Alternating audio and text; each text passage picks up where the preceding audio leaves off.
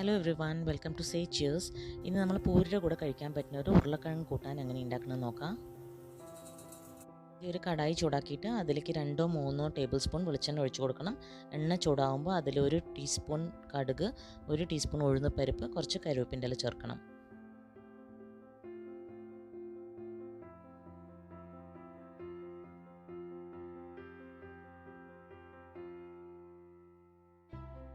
എന്നിട്ട് ഒരു ചെറിയ കഷ്ണം ഇഞ്ചി ഒന്നുമില്ലെങ്കിൽ ഗ്രേറ്റ് ചെയ്തിട്ട് അല്ലെങ്കിൽ ചെറുതായി അരിഞ്ഞതോ അല്ലെങ്കിൽ ചതച്ചതോ ചേർത്ത് കൊടുക്കണം. പിന്നെ എരിവിനനുസരിച്ചിട്ട് ഒരു 3-4 പച്ചമുളക് ചേർത്ത് കൊടുക്കുക.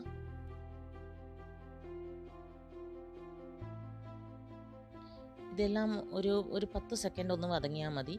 അത് കഴിഞ്ഞിട്ട് അതിൽ 2 മീഡിയം സൈസ് വലിയ ഉള്ളി നീളത്തിൽ കനം കുറച്ച് അരിഞ്ഞത് ചേർത്തിട്ട് ഒന്ന് വതക്കിയെടുക്കണം.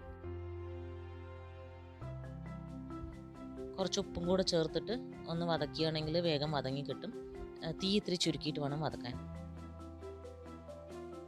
വേണമെങ്കിൽ ഇത്തിരി അടച്ചു വെച്ച് വേവിക്കാം.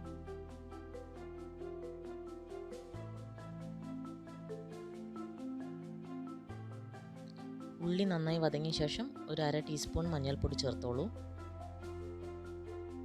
ചെറുതായിട്ടൊന്ന് ഇളക്കി കൊടുത്ത ശേഷം നമ്മൾ അതിലേക്ക് വേവിച്ച് തൊലി കളഞ്ഞ് വെച്ച ഉരുളക്കിഴങ്ങ് ചേർക്കണം. ഞാനൊരു 3 മീഡിയം സൈസ് ഉരുളക്കിഴങ്ങാണ് എടുത്തിരിക്കുന്നത്. നല്ല ചൂടുള്ളത് കൊണ്ട് ഞാൻ വലിയ കഷ്ണങ്ങളാക്കിയിട്ട് പിന്നെ ചീഞ്ചട്ടിയിൽ ഇട്ടിട്ടാണ് ഉടയ്ക്കുന്നത്. നിങ്ങൾക്ക് വേണമെങ്കിൽ ഉരുളക്കിഴങ്ങൊന്ന് ആറിയിട്ട് കൈ കൊണ്ട് നന്നായിട്ടൊന്ന് മാഷ് ചെയ്തിട്ട് ഇടാം. എന്നിട്ട് ഈ ഉരുളക്കിഴങ്ങ് ആവശ്യമനുസരിച്ചിട്ട് വെള്ളം ഒഴിച്ച് കൊടുത്തിട്ട് ഒന്നും കൂടെ നന്നായി മിക്സ് ചെയ്തിട്ട് എല്ലാം കൂടി ഒന്ന് തിളപ്പിച്ചെടുക്കണം.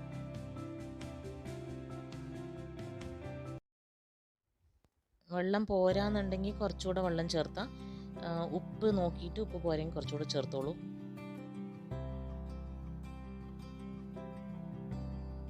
ഉരുളക്കിഴങ്ങ് കുറച്ച് കഷ്ണമായിട്ടും കുറച്ചിങ്ങനെ ഉടഞ്ഞിട്ടുമാണ് വേണ്ടത്. നമുക്ക് കൊഴുപ്പ് വേണമെങ്കിൽ കഷ്ണം കുറച്ച് നന്നായിട്ട് ഉടച്ചാലേ പറ്റുള്ളൂ. എല്ലാം അങ്ങനെ കഷ്ണമായിട്ടിട്ടാണെങ്കിൽ വെള്ളം പോലെ ഇരിക്കും കൂട്ടാൻ.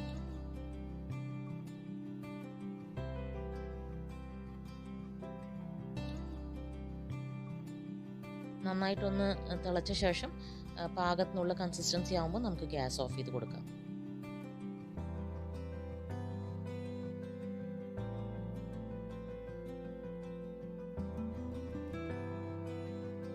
ഗ്യാസ് ഓഫ് ചെയ്ത ശേഷം അവസാനം ചെറുതായി അരിഞ്ഞ മല്ലിയില ചേർത്ത് കൊടുക്കണം. ഈ മല്ലിയില ചേർത്തുമ്പോഴാണ് അതിന് കുറച്ചുകൂടെ സ്വാദ് വരുന്നുള്ളൂ. നമ്മുടെ പൂരിയുടെ കൂടെ കഴിക്കാനുള്ള കൂട്ടാൻ റെഡിയായി.